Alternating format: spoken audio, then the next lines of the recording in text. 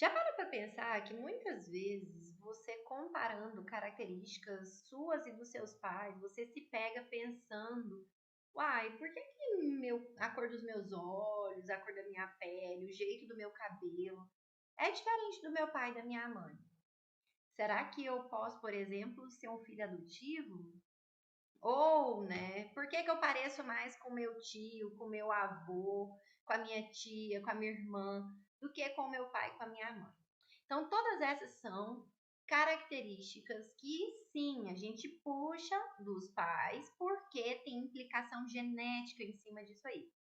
Contudo, conforme for se organizando o DNA, que é o material que vai ser responsável por carregar as informações compartilhadas dos seus pais com você, elas podem se misturar de maneira que elas se expressem, ou seja, características que a gente apresenta sejam um pouco diferentes das que a gente observa, por exemplo, nos nossos pais.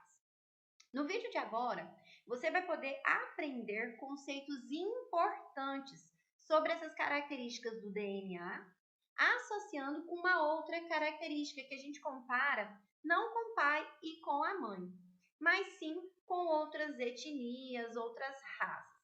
Então, o nosso plano de aula de hoje é estudar os conceitos importantes em biologia molecular a partir de uma notícia que eu retirei da internet, né? Que fala a respeito do. É verdade que coreanos não usam desodorante porque não tem o gene do CC? Sim, se a gente observar isso aí nas mídias sociais, a gente verifica que muitas notícias têm trazido que os povos orientais não têm o costume de usar desodorante. Opa, mas eles são pioneiros na questão de cosméticos, produtos, por exemplo, de cuidados com as peles, com a pele, com cabelos, de maquiagem, eles são o top da galáxia, porque eles desenvolvem produtos lá que são muito eficientes.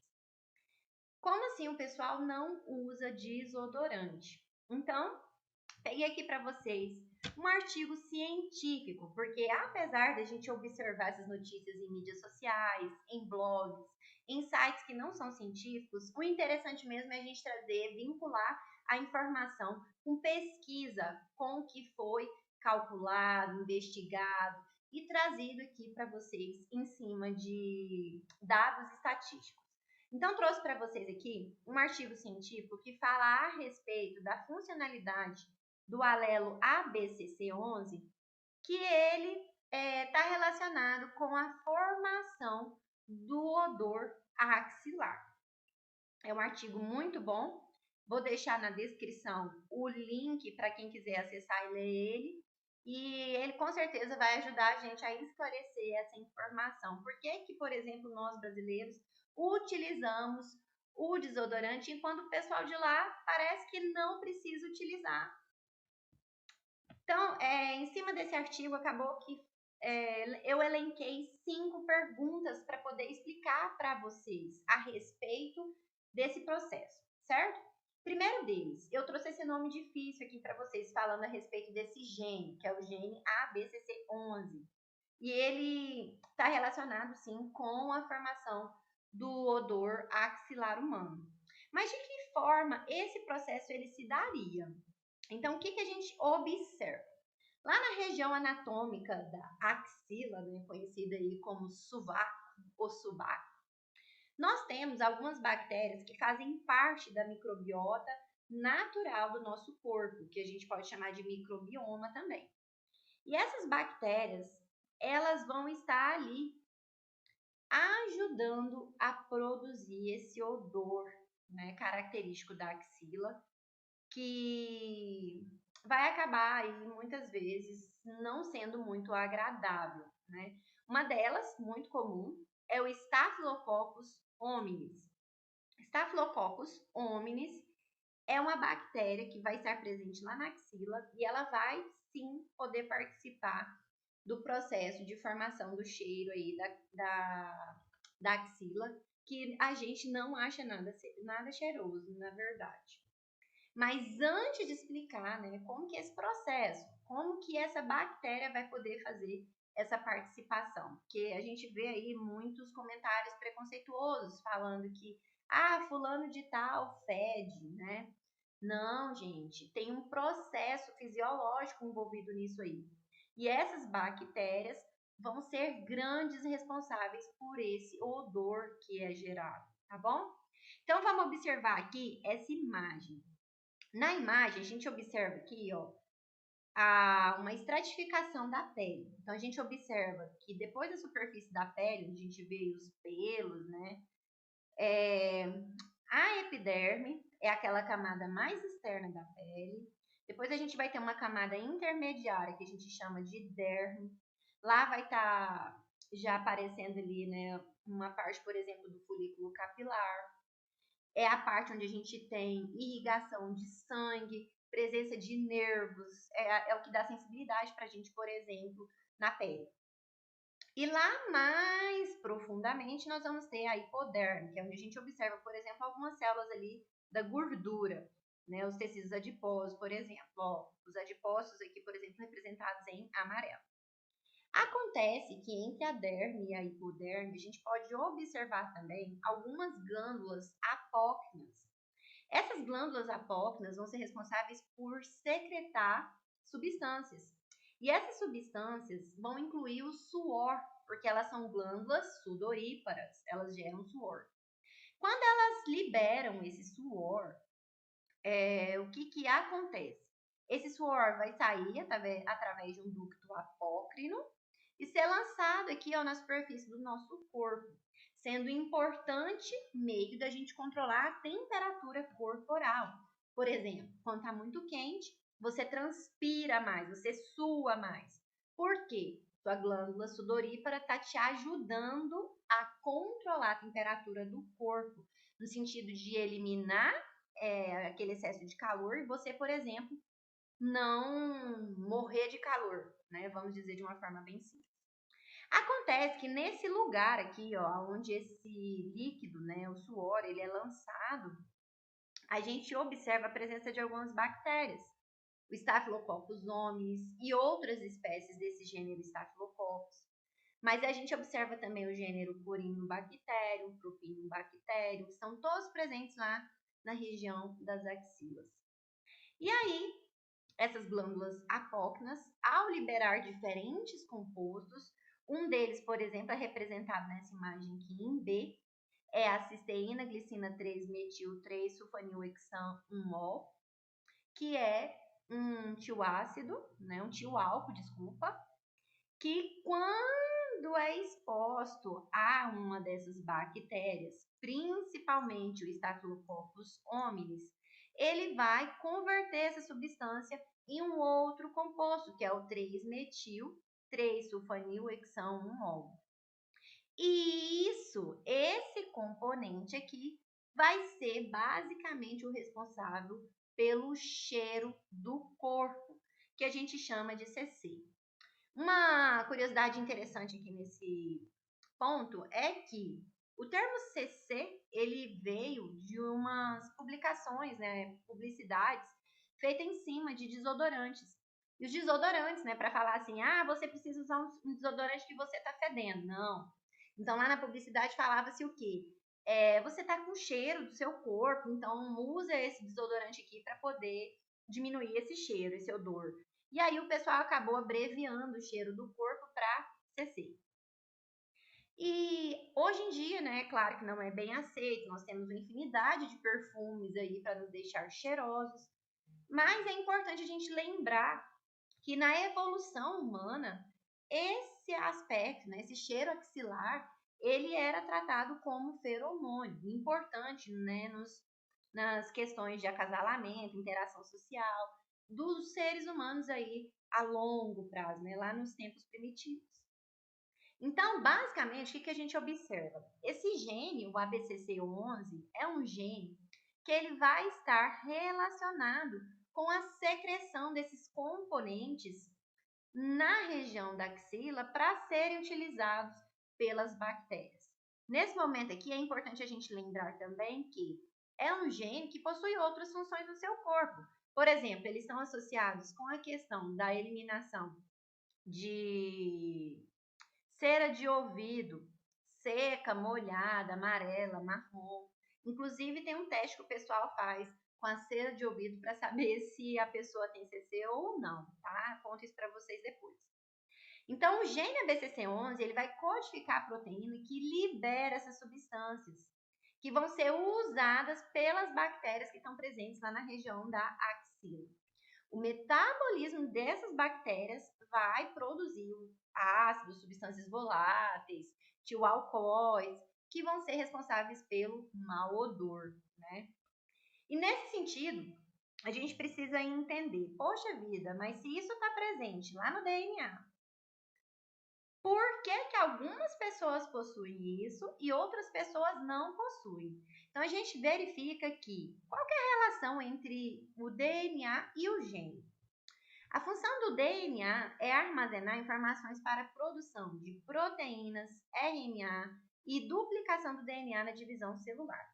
Qualquer dano que for verificado no DNA pode interromper a divisão celular, causar a morte celular ou as transformar em células malignas, podendo estar relacionadas, por exemplo, com o câncer.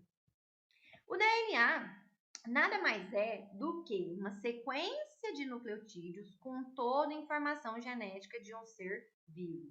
É como se fosse um diário que vai carregar todas as informações genéticas que vão ser passadas para os nossos filhos, ou seja, para a nossa prole. O gene, por outro lado, é um segmento do DNA, um pedaço, um fragmento do DNA. E esse pedaço do DNA vai ser responsável por duas funções principais: ou codificar uma proteína ou uma molécula de RNA. Por fim, a gente observa o termo genoma, que nesse momento aqui é importante a gente colocar. O genoma nada mais é do que o código genético de um ser vivo. O que é isso? A Poliana não é igual, por exemplo, a Ivete, que é o nome da minha mãe, aqui no caso. A minha mãe tem um DNA parecidíssimo com o meu, mas eu tenho que lembrar que metade do meu DNA veio do meu pai. Então, o genoma quer dizer qual é a informação específica daquele organismo que a gente está estudando. E no caso do ser humano, a gente tem cerca de 20 mil a 22 mil genes, um total de genes presentes no nosso DNA. Informações importantes sobre esse DNA. Presente em todas as células que possuem núcleo principalmente, e vírus DNA. A gente sabe que os vírus podem ser RNA, né? Alguns são DNA e RNA, atualmente foi descoberto isso, mas eles podem estar presentes também lá nos vírus que apresentam DNA no seu material genético. O DNA se organiza em cromossomos, que são esses X que a gente sempre observou lá na aula de biologia. E os cromossomos vão estar presentes no núcleo da célula, mas ele pode ser encontrado também fora da célula. O DNA pode ser encontrado também em mitocôndrias, em cloroplastos. É uma molécula microscópica, descoberta em 1953 por James Watson e Francis Crick. E eu deixo para vocês aqui um ponto de interrogação, porque a gente sabe que tem uma pesquisadora, a Rosalind Franklin, que também esteve envolvida nesse processo, né? Seria justo ela também ter ganhado, por exemplo, o prêmio Nobel com eles, nessa descoberta. E eles usaram a cristalografia em raio-x para determinar o modelo do DNA. O DNA nada mais é do que uma dupla hélice de DNA. Pensa naqueles cadernos espirais que a gente comprava, né, para ir na escola, ou compra ainda, como se fossem dois espirais de cadernos que vão estar ali próximos um do outro. O nome dele, DNA, vem do inglês e significa ácido desoxirribonucleico, por causa dos componentes que ele possui e da característica que ele tem de ser ácido. Duas fitas, elas estão ligadas por pontes de hidrogênio. Então, quando a gente observa aqui, ó, essas partes coloridas, as pontes de hidrogênio são essas regiões que vão estar entre esses palitinhos coloridos aqui, presente nessa imagem. Mas eu tenho também um outro tipo de ligação importante no DNA, que são as pontes de sulfeto. As pontes de sulfetos vão ser responsáveis por manter as fitas de forma que, se elas se separassem, elas não gerassem fragmentos, elas continuassem unidas, que seria esse azul aqui da imagem que a gente está estudando. Então, como todo composto do nosso corpo, o DNA possui estrutura menor do que ele, que é o nucleotídeo. Se a gente pega aquelas fitas e desenrola elas e vai olhar elas de forma detalhada e minuciosa, a gente observa que há estruturas aqui, ó, menores, que são os nucleotídeos. O nucleotídeo, então, nada mais é do que a unidade básica do DNA. E ele é composto por 3 componentes. Cada nucleotídeo vai ter um grupo fosfato, um açúcar e uma base nitrogenada, que ela vai ser representada por 4 letras: o A, o T, o C e o G, que significam adenina, timina, citosina e guanina. Aqui mostrando para vocês de uma forma melhor, o grupo fosfato vai estar na região onde a gente vai ter as ligações das pontes de sulfeto. O açúcar é uma pentose, que a gente chama de desoxirribose, porque ela é diferente do açúcar que tem no RNA. A gente vai estudar isso lá na aula de produção de proteínas. E aqui a base nitrogenada, que a gente tem uma base nitrogenada do tipo adenina, mas ela poderia ser uma timina, uma guanina, uma citosina. Essas bases nitrogenadas, os nucleotídeos, eles vão se ligar formando parzinhos, que a gente chama de pares de bases. Cada nucleotídeo vai ter um complementar, ou seja, tem uma base nitrogenada que vai se ligar a uma outra base nitrogenada. As 4 diferentes são adenina, timina, guanina e citosina, e elas vão se ligar por complementariedade. O que é isso? Cada uma vai ter um formato que vai se ligar como chave e fechadura apenas no seu correspondente. Dessa forma, a adenina se liga com a timina, enquanto a citosina se liga com a guanina. E assim a gente forma os pares de bases. Em testes de biologia molecular, a gente quantifica esses pares de bases para saber, por exemplo, o tamanho do genoma, para saber o tamanho do DNA daquele organismo. E, nesse momento aqui, o que faz elas se ligarem por complementariedade são as pontes de hidrogênio, um tipo de ligação que é bastante forte. Outro ponto que a gente tem para poder colocar é que as bases nitrogenadas, elas possuem diferentes composições químicas. Nós temos 2 bases nitrogenadas que possuem um único anel. Elas são ditas bases pirimídicas. É o caso da citosina e da timina. Enquanto a guanina e a adenina, elas possuem anel duplo e por isso elas são tidas como bases nitrogenadas do tipo púrica. Lembrando que elas são bases nitrogenadas porque elas possuem nitrogênio na sua composição. Além disso, as pontes de hidrogênio elas vão poder ser quantificadas em cada par de base. Por exemplo, no par de base citosina-guanina, há 1, 2, 3. 3 ligações de pontes de hidrogênio. Enquanto entre a timina e a adenina, há 1, 2, ou seja, 2 ligações de pontes de hidrogênio. Isso determina se a ligação é forte ou fraca. E aqui é proporcional. Como você tem mais ligação em 3, com certeza a ligação da citosina e guanina vai ser mais forte e estável do que a ligação entre timina e adenina. Essas bases nitrogenadas, elas vão ser organizadas em trios, que a gente chama, lá no RNA, nas moléculas de RNA, de códon e anticódon. O códon nada mais é do que uma sequência de 3 bases nitrogenadas que vai codificar um aminoácido. Isso é importante para a gente construir o que a gente chama de código genético. Por quê? Eu vou ter diferentes combinações para gerar um mesmo aminoácido, ou várias combinações diferentes para gerar combinações diferentes de aminoácidos. Esses aminoácidos, quando eles se juntam, eles vão ser responsáveis por gerar uma proteína específica.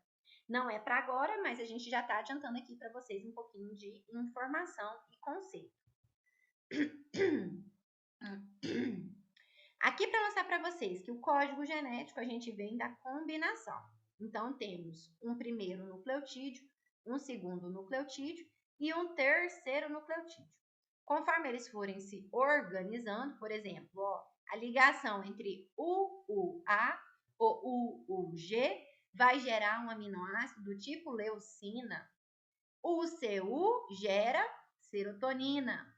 Aí a gente pode ter códons de parada, códons de início, né? A metionina. E aí a gente vai verificar isso numa aula mais futura, na aula de formação de proteína. Bom, então até agora a gente conseguiu colocar que o gene ABCC11 ele está relacionado com a liberação de substâncias que vão ser utilizadas por bactérias e o produto do metabolismo dessa bactéria vai ser responsável por causar o cheiro do corpo na axila, aquele odor que a gente não gosta. E agora, a gente quer saber de que forma, como que a presença ou a ausência dos alelos funcionais do ABCC11 vão afetar essa produção. Eles precisam estar presentes, eles precisam estar ausentes, é isso que a gente quer saber. Então, pensando lá, a gente tem 3 indivíduos aqui na imagem. Um indivíduo que está ali todo satisfeito, né, tomou banho, não, aqui a gente está se referindo ao gene mesmo, tá? E ele possui ali os 2 alelos do ABCC11. Uma menina aqui que ela tá um pouquinho com cheirinho, que ela vai ter um alelo e um outro alelo diferente. E um terceiro homem aqui, que ele vai ter 2 alelos também, mas ele vai dar bastante cheiro. Então, o que a gente observa?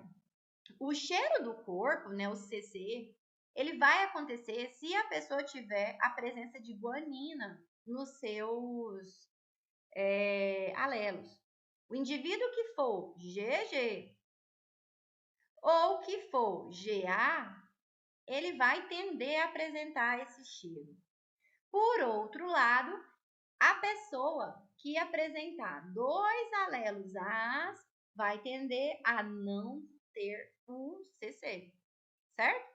Pensando nisso aí, outros conceitos importantes em biologia molecular surgem. Por exemplo, qual é a relação entre alelos, locus, dominante e recessivo, né? Então, vamos ver a respeito disso. Primeiro de tudo, o que são os alelos?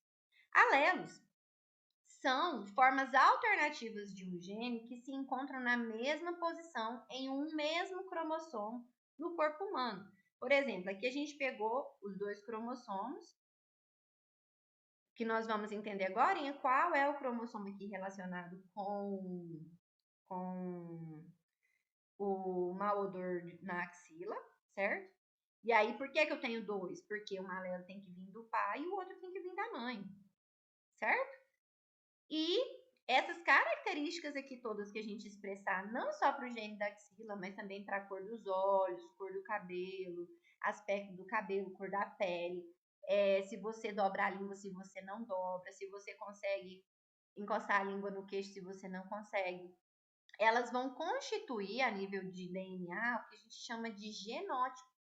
E o que você expressa, o que a gente vê, o que a gente enxerga, a gente chama de fenótipo. São características mensuráveis que a gente consegue observar na pessoa. Então, a pessoa tem um DNA, que a gente chama de genótipo. Esse DNA é expresso em características que são visíveis, que a gente chama de fenótipos. Na questão, né, do gene ABCC11, tem a combinação desses alelos, de forma a expressar alelo dominante, ou seja, apenas um dos alelos já consegue manifestar as características. É o que a gente observou para quem vai ter o odor, o caso do GG ou o caso do GA, ou seja, o GA aqui foi importante para falar para a gente se ele é dominante. E a gente tem o alelo recessivo, onde eu preciso ter os 2 alelos sendo expressos para eu não ter aquela característica. Então, a pessoa, normalmente, quando a gente fala de forma geral, a gente usa o A para representar quem é dominante e o Azinho para representar quem é recessivo. Nesse caso aqui, a gente usou, né, no caso que a gente está estudando da notícia, nós usamos o G porque o G vem de guanina e o A vem de adenina. Daqui a pouco a gente vai entender que acontece um polimorfismo. Tem uma troca dessa base nitrogenada, por isso que há essa diferença. Então, nesse caso aqui, quem não tem odor, a gente vai chamar de homozigoto recessivo. O homozigoto dominante, junto com o heterozigoto, vão ser responsáveis pelo cheiro, pelo futum, no caso, né? Eles vão, que não é exatamente a gente que produz o cheiro, mas sim as bactérias ali atuando. Além disso, nesse caso, quem que a gente vai tratar? Então, a gente consegue aí, nesse caso, diferenciar quem é o homozigoto, quem é o heterozigoto. Outro ponto de conceito importante para ser estudado é o locus. O que é o locus? Locus é a posição específica onde o gene ou o marcador genético ele vai se localizar no cromossomo. No caso do ABCC11, ele vai estar presente lá no cromossomo 16, na posição de 538, onde a gente vai ter a troca de uma guanina por uma adenina, quando a gente tiver o polimorfismo no caso. Isso vai resultar em diferente aminoácido ali expresso. Em vez de eu ter uma glicina, eu vou ter uma arginina ali sendo produzida, por exemplo. Isso é importante, esses locos, porque eles permitem a gente fazer como o Google Maps, ou seja, a gente listar todos os locos relacionados com doença. Por exemplo, o diabetes mellitus tipo 1, que está associado com genética, o lúpus eritematoso sistêmico, doenças cardiovasculares, anemia falciforme, o vitiligo.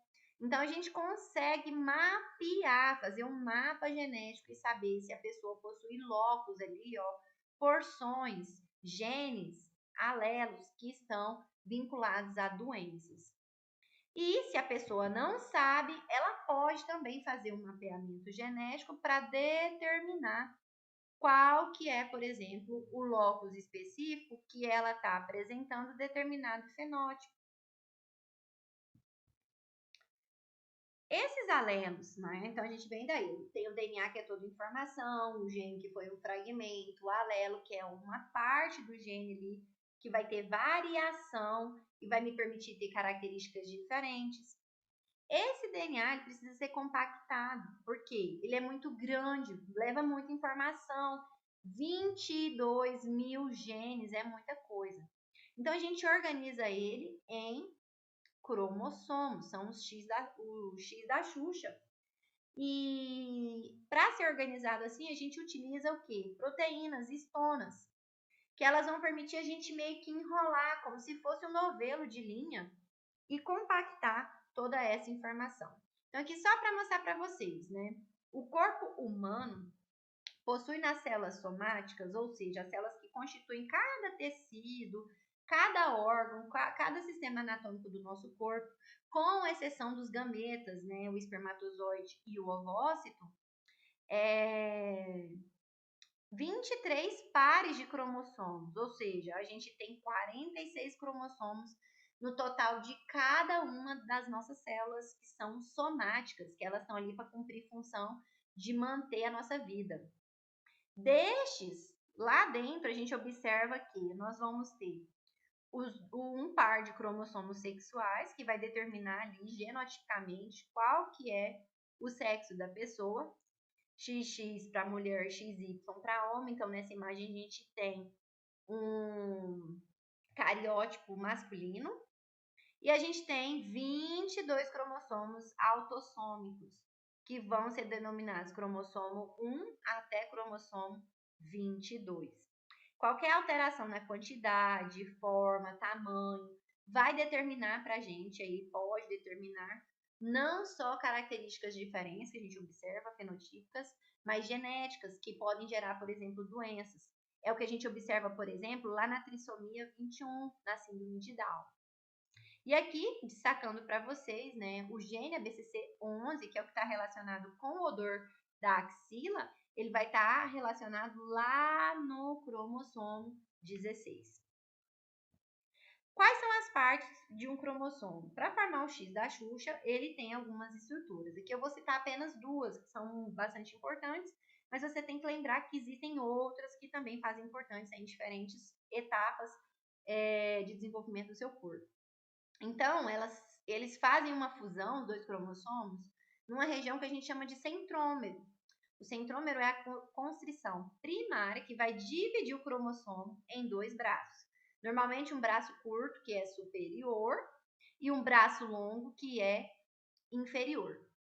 E isso aqui, o centrômero, ele vai influenciar o movimento, né, do DNA, do cromossomo, durante a divisão celular, por exemplo, a mitose e a meiose. Lá nas pontas, nós temos, aqui representados em clarinhos, nós temos os telômeros. Então, nós possuímos 4 telômeros. Esses telômeros são as extremidades finais e eles vão ser importantes para proteger o DNA, o cromossomo de degradação.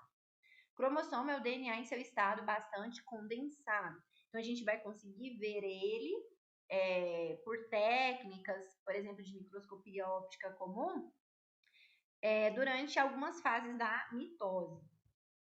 E além disso, um outro termo aqui associado com partes dos cromossomos são as cromátides, que vão aparecer durante a divisão celular, e elas são resultados, né, de uma divisão longitudinal do cromossomo durante esse processo. Todos os cromossomos eles vão ser iguais? Não, lá na imagem a gente já viu que não são. E dentro dos pares de cromossomos podem haver diferenças? Então, pessoal, quando a gente tem cromossomos idênticos, a gente chama eles de cromossomos homólogos. Quando a gente tem cromossomos que são diferentes, eles têm genes diferentes, tamanhos diferentes, a gente chama eles de cromossomos heterólogos. Eles apresentam, né, diferenças na estrutura do comprimento, na posição do centrômero. Também vão apresentar diferenças na sua origem, né? Enquanto os homólogos são ambos são herdados aí dos pais, os heterólogos não são geneticamente iguais. Terceiro, quais métodos podem ser utilizados no estudo para determinar a relação entre o gene ABCC e o odor axilar? Então, em biologia molecular, a gente tem várias metodologias que podem ser utilizadas. Mas antes, né, ou para os fins, é importante a gente entender o que está acontecendo. Nós vemos falando aqui no decorrer da aula que, no caso do nosso gene, lá no cromossomo 16, 538, tem a troca de uma glicina por uma leucina, arginina, desculpa, a troca de um único nucleotídeo. Então, a gente chama isso de polimorfismo de nucleotídeo único, que é uma variação de uma única base nitrogenada no DNA. Esse é o tipo de polimorfismo mais comum entre os seres humanos. E o seu estudo é bastante importante porque permite avaliar a diversidade genética, a ocorrência de doenças, características hereditárias. Sendo assim, nós podemos empregar o quê? Metodologias que vão a nível do DNA para estudar ele. Por exemplo, técnicas de sequenciamento de DNA, como o sequenciamento de nova geração, que permite, por exemplo, a gente fazer o genoma daquele organismo. Técnicas de genotipagem em larga escala, que vão permitir, por exemplo, a gente trabalhar com ciência forense, eliminando aí a possibilidade, por exemplo, de suspeitos. Além disso, existem variações na frequência de alelos do ABCC entre diferentes populações humanas? Sim, nós acabamos de vir a notícia em que os coreanos parecem não usar desodorante. Por quê? Porque eles são recessivos para o gene ABCC11. Eles possuem os alelos do tipo A. Mas isso não vai acontecer com todas as pessoas do mundo, né? Apesar de haver outras características importantes que são relacionadas com a questão do cheiro na axila, como por exemplo, né, se é homem, se é mulher, qual que é a idade, qual que é o clima do lugar que a pessoa mora, qual que é o tipo de desodorante que ela utiliza. Então, a gente verifica que tem diferentes expressões de genotipo, fenotipo, conforme a população mundial. Então, em preto aqui, ó, vem representando aqueles que vão ser homozigotos dominantes ou heterozigotos e que por isso vão apresentar o cheiro. É, por exemplo, o caso, né, da África, América Latina, a Europa, né, dentre outros aí. E em branco a gente observa quem é recessivo, ou seja, é azinho, tem a adenina ali naquele lugar. Então a gente observa que os coreanos são totalmente recessivos, mesmo porque eles casam entre eles não são de ficar misturando com outras populações, então eles conseguem manter. E aqui, ó, também vai ser muito expressivo, né, a adenina entre chineses, na Mongólia, no sul da Ásia, entre japoneses e alguns, por exemplo, filipenses, tá? Sendo que esses genes recessivos parecem ocorrer mais lá na Ásia. Por último, quais são as implicações para a gente estudar o gene ABCC11 para a compreensão da biologia do odor corporal e possíveis aplicações em produtos de higiene pessoal? Então, importante, o papel crucial do gene ABCC11 permite a gente descrever características aí a respeito dele, implicações que ele tem em cima de outras características. Por exemplo, aspectos da cera do ouvido, associação com doenças, resistências a medicamentos. É um gene que está associado com transporte de proteínas. Além disso, a gente sabendo como ele funciona, é possível a gente fazer um desenvolvimento de produtos de higiene pessoal que são adaptados ao perfil genético de cada indivíduo. Permite a gente, imagina você conseguir desenvolver um desodorante que é seu, é como um remédio manipulado, como um medicamento manipulado. E além disso, a gente também consegue adaptar esses desodorantes conforme o tipo de população.